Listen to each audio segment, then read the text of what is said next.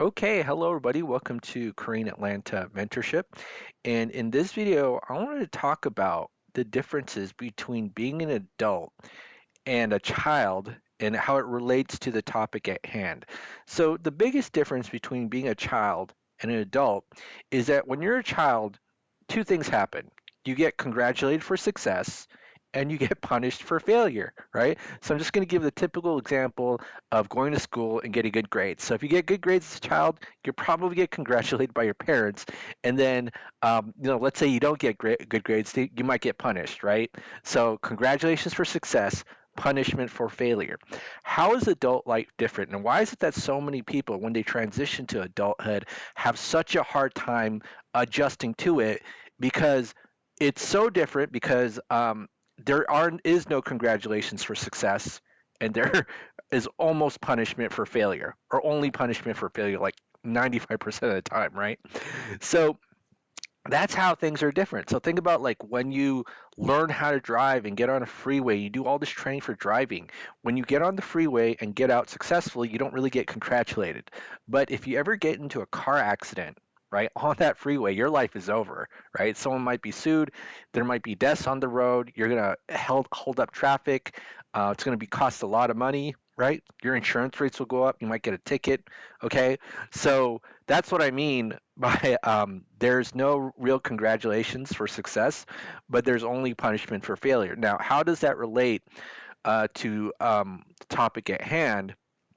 Well, a lot of times, and this is what I learned from my credit instructors, and when I say my, just classes I've taken from some people who are smarter than me. Okay, banks in general have to deal with a lot of fraud. And most of the fraud that they deal with is like at the application level. People lying about their income, lying about their um, uh, work history, right? Lying about a business that they don't really have. And so most of the effort that banks put into the application process is actually just detecting basic fraud. So once upon a time, I took like a business credit course, and the teacher told me, and she was you know up there in the banks before she started her own thing. She said that if you just learn how to fill out an application right with the correct name and address and it's an actual business, um, that really increases your chances of getting like business credit, because there's so much fraud out there and people are trying to like get business credit without a real business or fake addresses, and all that. And so the moral of the story is be honest and have an actual business, right?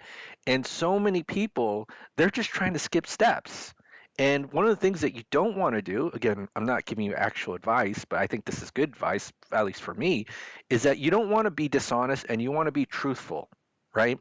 You want to be truthful in your applications because the consequences can be quite severe when you lie on your credit and loan applications. So I'm just going to give you an example here from the U.S. Attorney's Office from New York, right? And this is from justice.gov. So, former Buffalo man pleads guilty to lying on a loan application. And sorry, I don't know why I'm like coughing, but this is from August 31st, 2022. And this is attorney Trini Ross announced today that Hassan Mufa Fares, 30, formerly of Buffalo, New York. Look at the formerly, right? They wrote that in two places, which means it's serious business. So he ain't living in Buffalo anymore because he's probably in jail.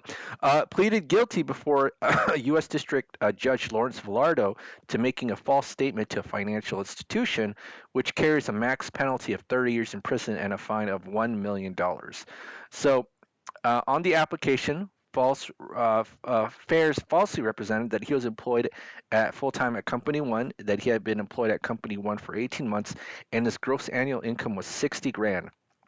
As a result, Discover Bank approved the application and funded a 20 grand loan. Fair admits that he only worked at Company One for approximately 8 weeks in 2018, earning approximately $6,500 in 2018. 2019, Fares earned at most 4,600 income. In addition, Fares submitted a credit card application to Discover Bank falsely stating that his annual income was 80 grand. Right, and then he submitted another line of credit application to M&T Banks, falsely stating that he'd been company one for 14 months and the income was 70 grand. And yeah, so again, All of this was for a 20 grand loan, and he went to jail. And that I don't know how long he went to jail, but he pleaded guilty, and it's a 30-year maximum penalty and a fine of $1 million just for 20 grand. So lying on credit applications is, I think, a federal crime, and you never want to do that. So here's the thing: if you ever put in your application and you get denied, take that as a learning experience as to why you got denied. Right? So many people want to jump and cheat the system. And again, most of the system's efforts is actually trying to just beat fraudsters at the application level, believe it or not. Or at least that's what I was told by my credit instructors, right? And so, again, when he actually got that loan issued to him, there was no real punishment until they found out, right?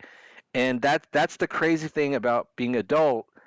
Sometimes the consequences that happen aren't like immediately at down the road as to when it happens, and so that's why a lot of people get tripped up. Like they lie on their application, and then well, I got that $20,000 loan. I guess it must be okay, and then you don't get it paid back, and then whoever is doing an investigation on you, and then they found out, whoa, this person lied, and then next thing you know, you're in what do they say in office space? Federal pound me in the a prison, right? And that's not where you want to go. Okay, definitely don't want to go. So, moral of the story: be honest, be truthful.